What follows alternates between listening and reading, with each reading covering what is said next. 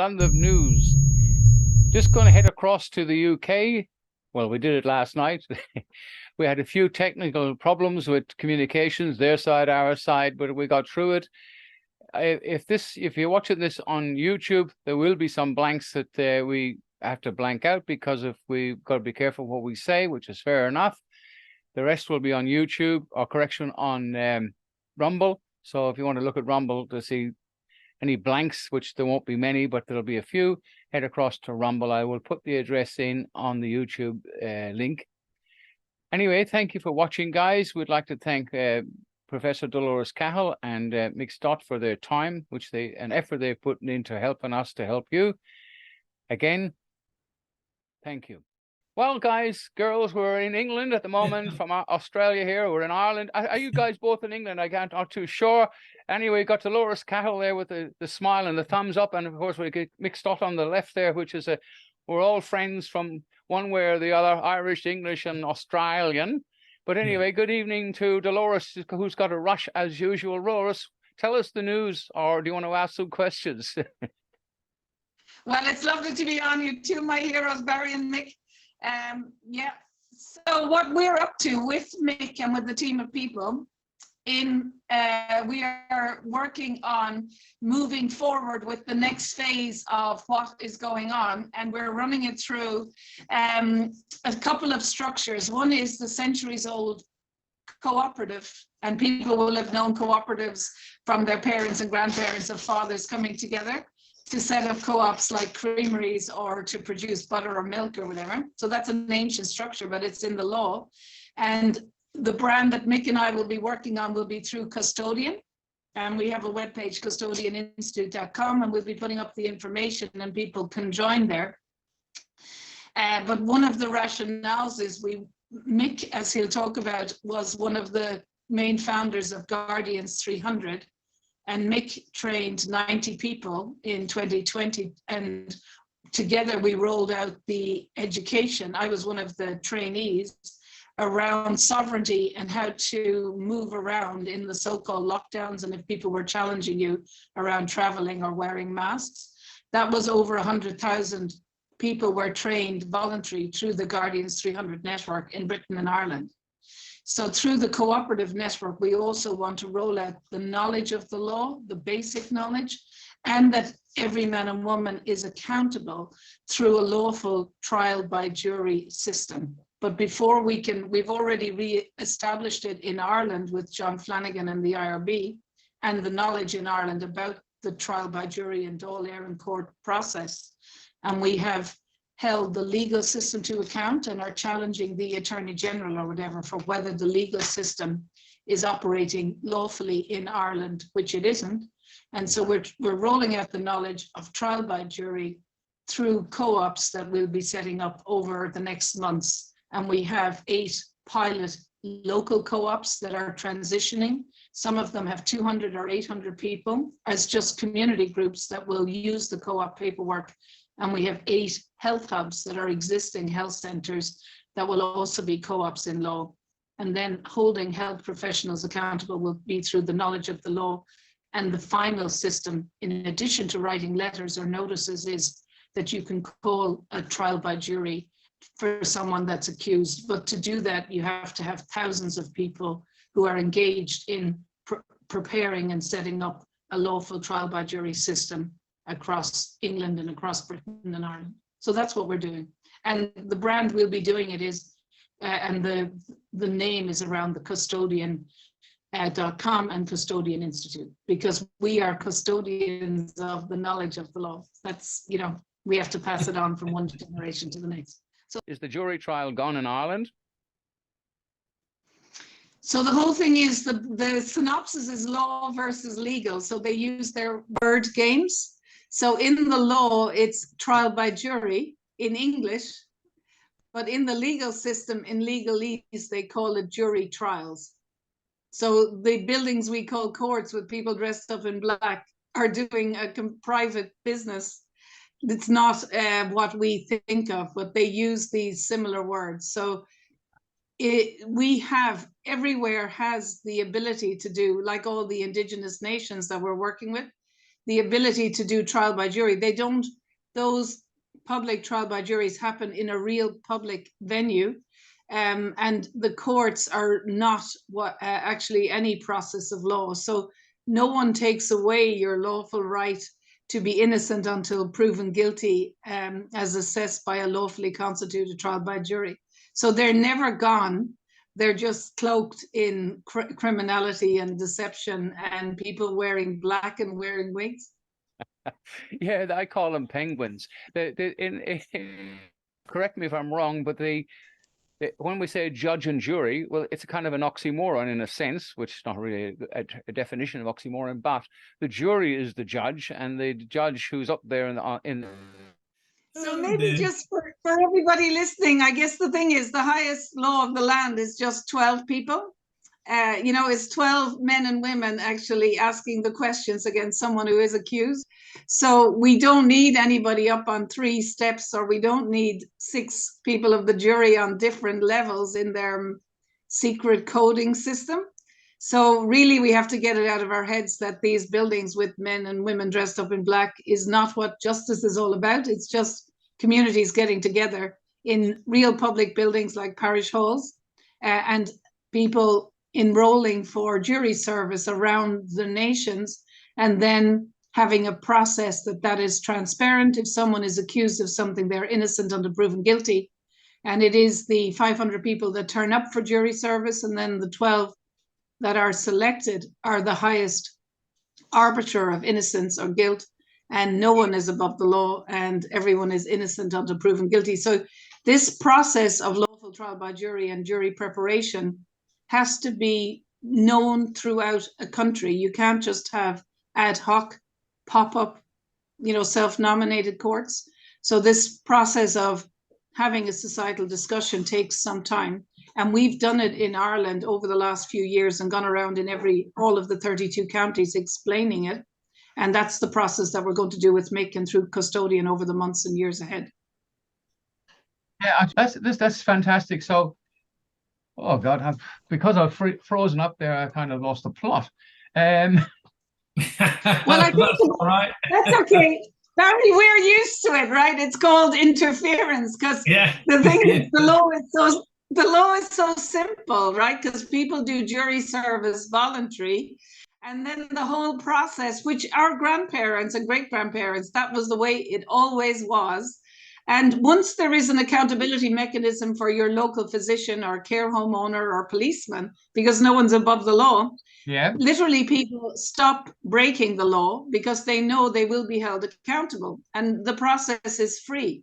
So it is this simple knowledge that really everyone over 60 is actually knows, and we've had a process of deception for 50 years, that we have a process first of educating people about the law. So we're actually doing an educational trial by jury. Mick will be leading it on the 3rd of December 2023 in Oxford, and the information will be on Custodian Institute. The is free part of the website, and we have a website, Oxford is free. So that's the 3rd of December, but we have to educate people first, and then we will actually be rolling out lawful trial by jury in the years to come. Yeah, it's a pity you guys wouldn't set up the sheriff's office over there, because I don't know whether you looked at my videos. The sheriffs, they're calling them constitutional sheriffs now. That they've set up an organization which really, they don't have to rely on the Constitution, because the common law is there. The first sheriff in the USA, and from there they've carried on. There's a lovely young lady. I just put a video up, and I've interviewed her. I've had a chat to her, and she's going to come on, and she explains that system so well that it's just. I made every one of our deputies compulsory for every one. I'm going to ask them questions on it. If they don't, I'm going to kick their asses out, because really that's how simplistic she made it and how realistic it really is, because the sheriff's office you can build your own jails. You're not in any way liable or answer to the Attorney General, which is a fiction, or to the Prime Minister of this country, which is indicted and convicted by a common law court. And we just don't have the facilities to lock them up, unfortunately. So if anybody's got any money out there to help us build a jail, we'll do it. Well, so maybe maybe Barry, before we go in, and I know Mick will come in. So one of the little things is that we're going to be pitching the law and accountability in the natural law. So that the significance of that is the law is just act in honor, do no harm, and that we have these inalienable rights of life, travel, speech, privacy, and property. But actually, we don't get these rights and responsibilities from anything written down. So that's the difference in the natural law, and it applies everywhere. So I gave a talk to 152 of the Alliance of Indigenous Nations about 6 weeks ago. And this is the same law that applies in Greenland and in Brazil and in the original people in, And the importance of that is that the rights to hold people accountable doesn't come from any constitution or Magna Carta or any document. But once the society agrees that someone is guilty, right? And the thing is innocent or guilty, but everyone is innocent until proven guilty. So you'll never hear me talking about locking people up in that way. First of all, the trial by jury can nullify legislation if it infringes on your right to travel, like COVID-19 or the climate change 15-minute cities and ghettos, right? Then you have a remedy. Now, there's a lot of remedies, like withdrawing the legislation is a remedy, so that you cannot fine people, or the ULAs are unlawful because people should not pay. And then other remedies can be to remove barriers or remove cameras. And then the individual men and women, if they continue to try and look for money, then you can have another trial by jury to hold them accountable for issuing counterfeit and fraud. But I think for people listening, the process of lawful accountability is not about locking people up in that way. There has to be a process that they are innocent. There is a societal discussion about whether they have committed a crime. And then if they are guilty, that the paperwork is fraud or counterfeit or malfeasance, they have to be given the opportunity to stop. And only then, when they continue, have you a trial by jury about them continuing criminal activity. And then there is a process about what is the jury verdict in the event that they continue to engage in fraud. But I think, and the process of a sheriff or a lawful police is under the law, that the society agrees who are lawfully appointed, but those people are themselves accountable. They cannot go around. So I think it's kind of a simplistic process to talk about locking people up, because that actually negates the whole accountability and fairness of the year-long process before that, of trying to stop them engaging in misrepresenting the law and stop them passing people. You know what I mean? So I think I'm always very careful, because otherwise they will use those kind of words against us. That we are not vigilantes. We are accountable as well. And anyone appointed as police or sheriffs or whatever, they have to, in any process, and say to everyone, they are accountable. They are not going around willy-nilly locking people up. And because we're engaged in this process, we have to clarify that, because we don't want to be, involved in any unlawful process as well. We're not removing anyone's rights. Everyone is innocent until proven guilty. And we say that's in the natural law, because there has been a subversion of the meaning of common law for the last 500 years, 1500 years. Because if you ask people listening dressed up in black what common law means, it's a completely different thing to what we mean. So we're pitching it in the natural law, which is well accepted. It's above anything written down, act in honor, do no harm. So I just want to clarify that, Barry, to protect all of us here involved in this lawful process. Well, we would only act on the jury outcome. But the thing is, reduced to writing, that's in the law. It must be like a verbal contract is good for 2 years, and I think a written one is good for 4. But Bill Turner talks about it in a court, it's reduced to writing. So things have to be written down. So it makes sense. Well, we're on the same page with different countries. And I think, Delores is, and we've got a number of other guys over here that are pushing. And equally, this is where our collaboration is quite strong, Barry, because we are on the same page. One of the areas that I specialise in, I'm not a specialist in common law, but I would say that the other guys are. But our collaboration goes a little bit further, in so much that one of the responsibilities of a cooperative is also the provision of some sort of training or investment in its members. And of course, I specialize in mental health. So some of the programs that I've created that we will also be wheeling out in addition to what we're doing are going to be around the system that I created for mums and dads to help their own children. Because of the impact of COVID and the impact that it's had on a lot of younger people that we noticed over when COVID was out there, the impact has been unbelievable on mental health. Oh yeah. And so I put together a series of programs that go from mum and dad coaching their child right the way through to someone that wants to work in the most complex elements of mental health, which would be suicide and mental health diagnosis like post-traumatic stress disorder. And the system that I've created is very, very unique. It's results focused, it's research based. It was launched at the University of Central Lancashire in 2013, and it is a comprehensive system for helping people to become more resilient. And of course, one of the things that's required, even at the level of standing strong, is resilience. So this is another offering that we're going to be producing as part of Custodian. And this is part of mine and Delores' collaboration. These will be things that we talk about as we go around the UK and put out an educational program that lets people know what is out there and what we have been doing over the last year and a half outside of training people to be sovereign. Yeah, it's fantastic. The technicalities have subsided. Everything is normal. I think I don't know whether what's happening. There's something. I don't know. Maybe I need a new Barry, I literally, and this is, I'm a soldier, right? So I spent 30 years in the British Army. So I know the technology that exists, and I know how people used to be targeted. How do I know that? I was part of that system, for goodness sakes. So when somebody said to me, I was once interviewed by the Guardian newspaper by a guy called Ben Ryan, I think his name was, and of course they sent a boy on a man's errand because I have great questioning skills. And when he started to ask me questions about whether or not I thought 77 Brigade were monitoring what we did in the UK, I said, of course they are.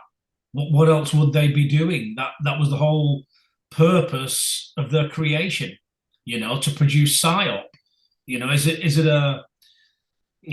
it too much of a stretch of the imagination to recognize that these are not really soldiers, they're marketing specialists that know how to brand a message? I mean, let's face it, the whole illusion barrier has been created on branding. Yeah. If you look at the hypnotic watch, which was COVID-19, then turned into Ukraine, it's amazing how Ukraine has now diminished. That has created the whole globalist movement and this action that we're experiencing, or we're on the receiving end of. Yeah. So anyone that follows a little bit of history will understand the dynamics that are going on in Israel, and will understand the dynamics of who gains from warfare. One's in progress again. So okay. Go for it, Mike. No, I mean, basically, there's no surprises that whenever we try to connect, I've had my telephone conversations when I've been speaking to Delores, Barry, fed back to me. So say, oh, that's a bit paranoid, and I go, no, it's not. It's fact. No, it's fact. It's fact. And I stopped being paranoid a long time ago in the military when I believed. And it's interesting, Barry, when I look at Delores, where she comes from, Ireland, we were led to believe that the IRA were going to kill us at every juncture, and that, so what you start to see is the smoke and mirrors that are used to pitch person against person. But if you look at the current situation, we have to be resilient in that, and that's what the whole program is about, in terms of introducing people to our program. But equally, if you don't have the bigger picture, you have no idea of what's coming down the line. Anybody that's interested in knowing where this is going, just read the Kalergi plan. The Kalergi plan will outline everything that's happening with regards to illegal immigration, with regards to migrants being moved into hotels, with regards to the loss of identity, and really identity politics. You know, that's a Maoist tactic as well. It's also a Marxist tactic. And of course, Marxism targets the middle class. That's exactly what the Kalergi plan is about. If they can bring down the middle class, if they can, because they're the ones that are most influential, it's really easy to influence impoverished people. Just make them even more poor and then offer them a solution. And that's what we're seeing. But the smoke and mirrors is this.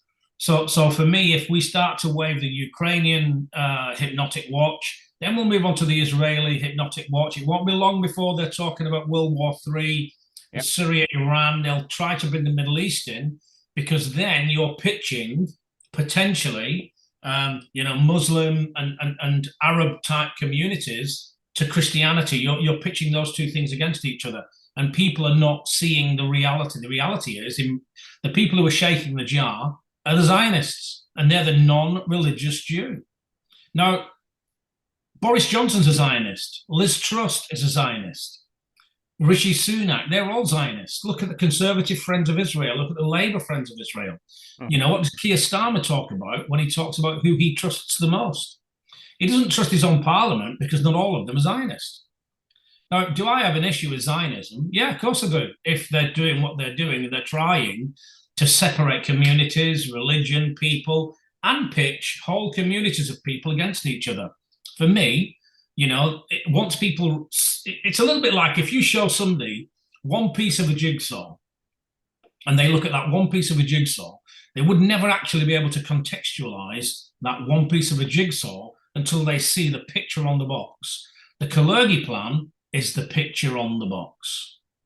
And of course, all of these things like the Middle East, and you know, what next? Aliens? It's amazing how all of a sudden, you know, we're being told that aliens exist by the CIA, you know. So it's just hypnotic. It's smoke and mirror after smoke and mirror. But what's the real agenda? The real agenda is CBDC and ID. So digital ID. That is the only true way they have of controlling people. Because you can see how their plan is falling apart at the moment, because they're not being able to implement some of the things that they want to implement, because people are saying no. 15-minute city was an absolute gift for us, because people could see the reality of control. They could see that. And then the rest was about an education. And of course, some of the people that were out there putting out leaflets were starting to educate the local publics. So they backed away from a lot of that. There's nowhere near the same energy. Look at ULEZ. They haven't even seen people power yet. So when you look at Zionists such as Yuval Harari, who tries to convince us that we don't even have a soul, these are just typical, they're just typical parts of a psyop. You know, 77 Brigade, if you look at the tactics that are involved in that, if I can convince you that you're surrounded and I can demoralize you to the point that you are, you know, we've had large numbers of people surrender to very small numbers of people because the mind game has been played. Yeah. And of course, Harari, who is an abomination in his own flipping lifetime, tries to convince people that AI will know you better than you know yourself. Well, I can tell you, having sat with over 4,000 individuals in the arena of mental health, no one is like anyone else. No AI algorithm will ever work out the human psyche. It might appear that they do that, but it's just an appearance. I've never heard two people say the same thing and it mean the same thing ever. And I've worked with way over 4,000 people. So for me, he shows his ignorance and innocence on lots of levels. Who's interested in whether he's gay or not? You know, the fact that he uses that you will know whether you're gay or not, that for me speaks volumes. He's simply projecting his world onto the rest of the world. But what he wants to do is he wants people to believe that they aren't powerful. He wants to use a psyop that gets people to believe that, because some people will. And of course, being sovereign and being resilient is what stops you from doing that. It turns you into a critical thinker. It allows you to stand in your space. And what we want is mums and dads being able to use tools like coaching tools that have been proven to help people become more resilient, and for them to stand in their space. So our offering at the level of Delores and myself is a double-headed offering, really, because we're putting power back with the people at the level of trial by jury, trying the legislation that we know is unfair and has caused loss, harm and injury, and was never honourable in any contracts because there was never any negotiation in that contract. The contract wouldn't even follow the legal system, never mind the lawful system.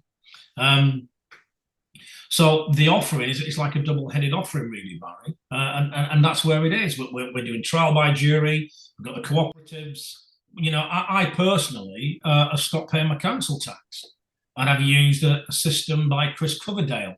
And if people want access to any of those systems, they're there. And of course, the councils don't know what to do with us. So Delores has disappeared for a while. She might reappear. So Barry, I mean, that's where we're at, really. Yeah. I don't know if you have any questions around that. Well, it's funny. We have a constitution here, as you know, and it's a written constitution, where England hasn't got a written one, but it's got the history, but it's still got the constitution. But Australian has a written one.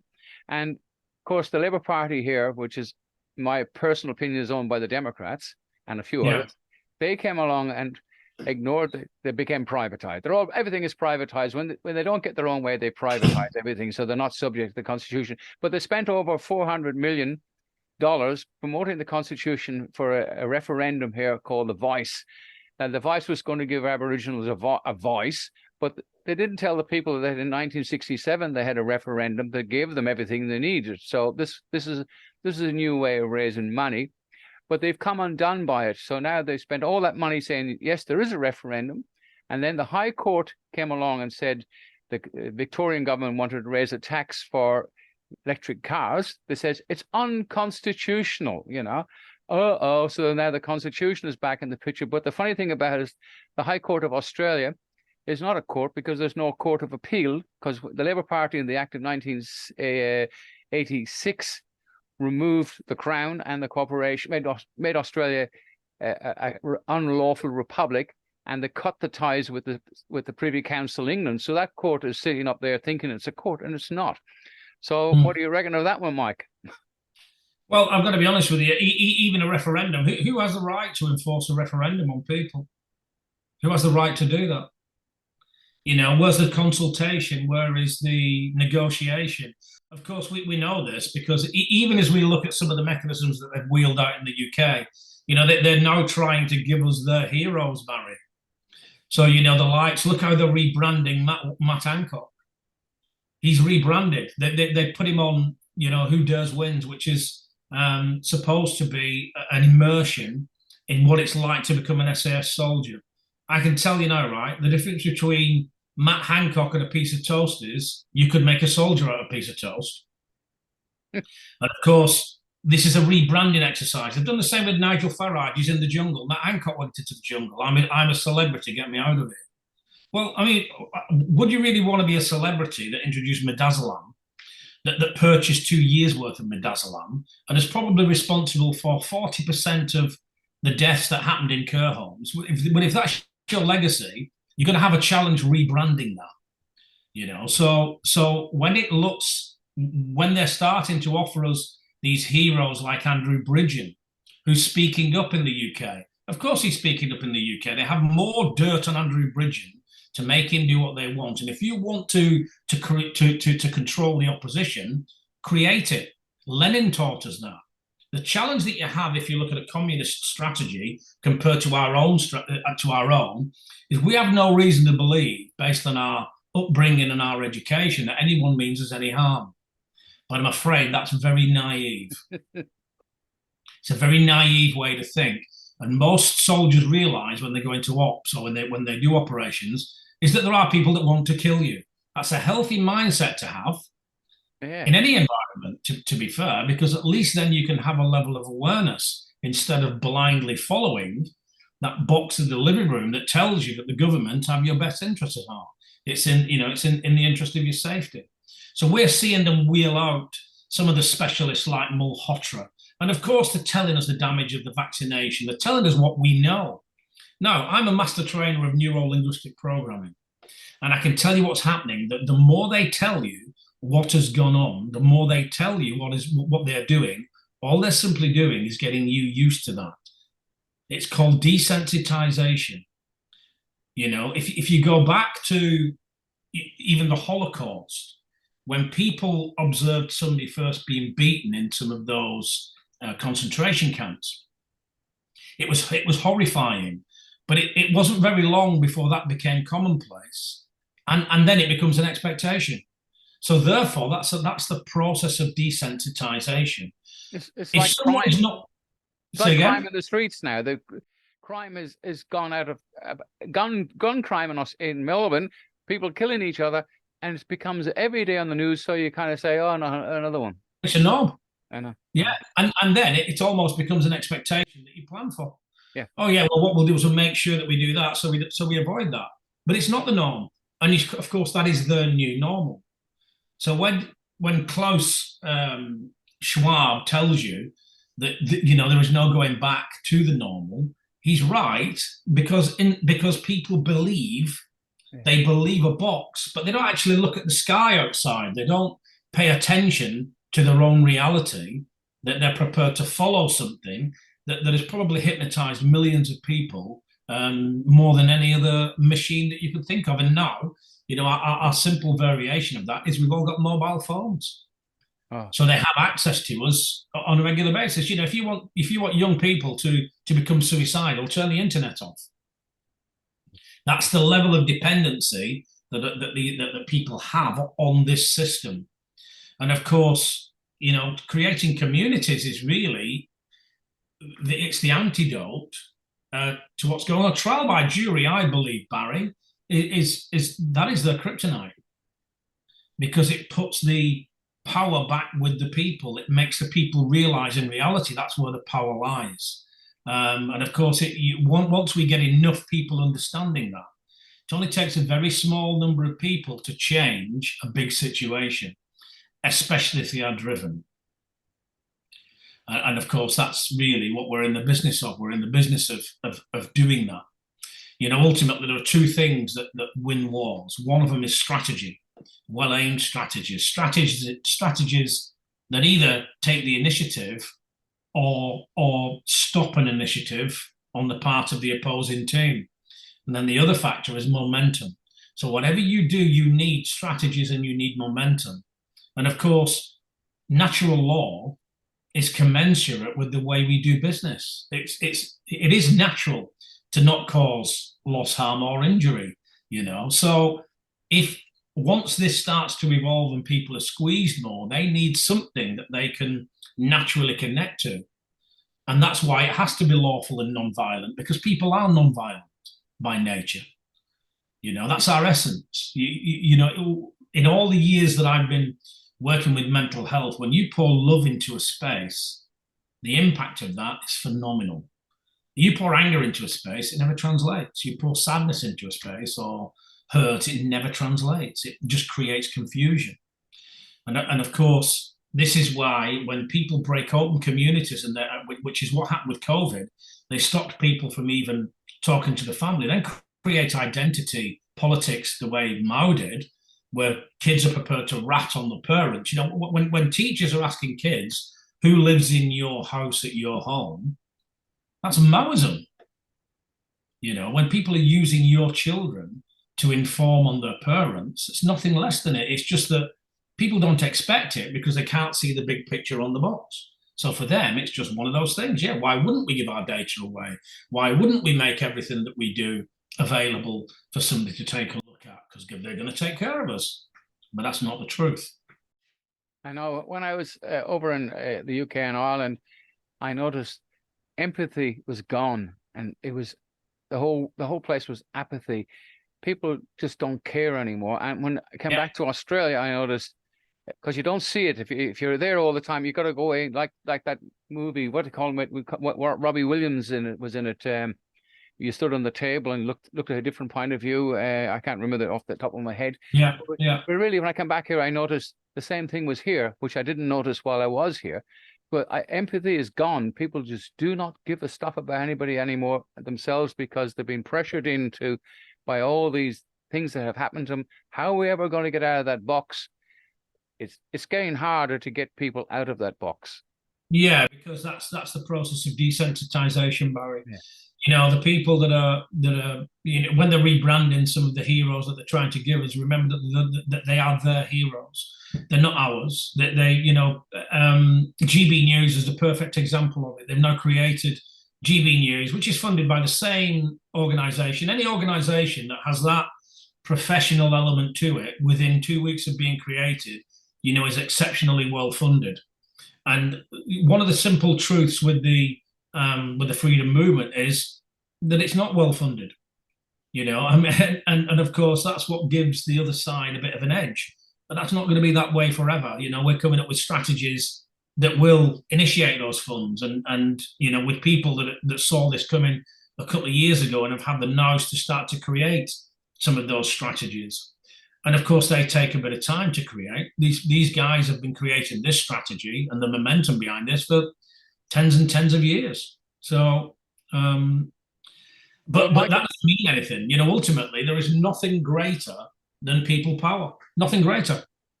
Well, the media is the enemy of the people, and Michael Bloomberg, he owns all the media outlets in the world. Well, should we say his major shareholder and all. So basically, he dictates what we hear and what we see. Fox News, some of the Fox News, I find you get a certain amount of truth there, but they have, like us, they have to be very careful what they say to it in order to survive. Tucker Carlson, that'll cause a rhythm here in the system as well. It's not on. I have to put this bit on Rumble, but he got so close to the truth that they got rid of him. So look, I don't know. I mean, we used to vote politicians in to carry out the will of the people, and to carry out, and of course they privatize everything. So they only, look, it's just, I don't know where we're going to go. Well, I think anything that, you know, for me, I'm prepared to listen to anyone that's telling me how to stop CBDC. I'm prepared to listen to anyone that's telling me how to stop digital ID. That's the end game, by the way. And I said that earlier. That is the end game. Yeah, okay. We get that. Oh, yeah, well, this has been uncovered, and the documents from Pfizer have been uncovered that they wanted to keep secret for 75 years. All very interesting conversations. But actually, the strategy should be aimed at stopping CBDC and putting power back with the people in a way that we can to stop digital ID. That's the only way that they will ever track and trace you. Because I can tell you now, visual recognition, the facial recognition, is not advanced enough. They want you to believe that it's mega advanced. If you have an iPhone, you only need to put one finger in front of your face and an iPhone that works on visual recognition to let you access your apps, and it won't let you access them. That's right next to your face. So they lead you to believe that some things are so advanced, the AI connected to the way we think. Nothing is that advanced. Everything relies on language. The way someone articulates their world is absolutely, totally unique to their essence. None of us had the same parents. None of us had the same experience. And we all process, based on our perception, the world totally based on that. And that's what makes us totally unique and totally perfect for where we're at. So for me, anything that pulls all of that back at the level of community and education puts us back to our foundations. And are there going to be casualties with this? Of course there are. There's already casualties. You know, 50,000 plus excess deaths in the UK alone, 3,000 a week that no one discusses. So for me, anything that gets us back to that community and some of the elements that I've discussed is a strategy worth following. I know a doctor, I think in New Zealand, put up on Facebook, they were looking at deaths. 15 people got vaccinated on the same day in New Zealand, and those 15 people are dead. So I don't know. Look, as I said, the only way I'm fighting back is as I said, with the sheriff's office, the common law, and we've got a group. We just need to get that off the ground. But if the trouble is, there's so many people all fighting back, but all on different pages, and unfortunately, there's people making money out of helping people, but all they're doing is Yeah. helping themselves. And this is where the bloody problem is. They're getting false information from people who are out there making $1 a quid, and they're not helping anybody. But in fact, they're damaging the whole system, like John Smith as well. I mean, he started out pretty good. And what did he do? Money, money, money, stuff the common law, stuff everybody, and screw as much as possible money out of everybody. There is nothing wrong with giving a fair exchange of energy. So if I've got a product that I want to push out there that's cost me time and energy to produce, there's nothing wrong with you making a living in a certain space. But you have to fly your colours, Barry. Yes. You can't say, "Oh, we're helping you." And by the way, no one owns, as you know, you're one of the biggest. You're one of the guys that's literally gone out there and given an awful lot of stuff for nothing, the same way that I have. You know, so you know, equally, if you look at common law and a fair day's pay for a fair day's work, so that's a concept that people get confused with. If I'm putting out information around common law that doesn't belong to me, I don't really have the right to charge for that. It's not been my life's work. No, you know, never charged a penny I've never charged money to tell people about common law or the sheriff's office. Statute law, if people want to give me money, I'll go and do a lecture for them on statute law, because that's a fictional system. But as far as helping people is concerned, helping people is free. Yeah. And of course, we all have our own strategies for that. So we've had 90, I trained 90 trainers to go out there and set the world on fire with common law. And that's what they've done. And they're continuing to do that. And some of them are making money from that. And I say, well, that's a dynamic between them and their customer. If a customer feels there's a value to what you're offering, then, you know, that's a contract. So for me, don't pay it and begrudge it. Just don't go. You know, well, you've got to contribute for holes. I mean, if you hire a hole and it's costing you a couple of $100, well, you know, why should you? That's fair enough. I mean, that. But Barry, I can say this to you with my hand on my heart. John Smith tried to pull me down because what we were doing was so fast and involved so many numbers, and he wanted it to be about him. Now the thing is, and this is what we've said, this is why I have no problem. I lost somewhere in the tune of about 40K when I was going around the country delivering and producing trainers, easily 40K in the red. Why did I do that? Because I felt that's what I wanted to do at that point in my life. And I had the luxury of a military pension, which is the equivalent to somebody's wage anyway. So I had the luxury of that. And I had the capacity to do it, so I did it. There's no whinging about that. There's no point doing something and then complaining that you harm done to. You know, that wouldn't be even commensurate with ownership. So it's about what, you know, you're defined by the decisions you make and what you do. So was it a surprise to me that the John Smith thing would fall apart? No, because of just the way he was with us. And even the kangaroo court that he held was proved just to be, you know, for want of a better phrase in the military, it was cake and arse. That's the way we would describe it. So barrack room lawyer. But as this comes to a point, and people are unfortunately dying as a result, as this comes to a point, what you're finding is the ones with the egos, the ones that don't have the right foundations, they will naturally fall away as well. Yeah. And this is why we don't allow governments, we don't allow them to give us these heroes, the Bridgens, the Malhotras. You know, when we start to look at some of the people that they're trying to wheel out to us, they're created by that organization. So for me, the bottom line is that let's get back to community, let's educate our communities, let's invest in our communities, and there are systems that we can utilize within their system that will also fund that.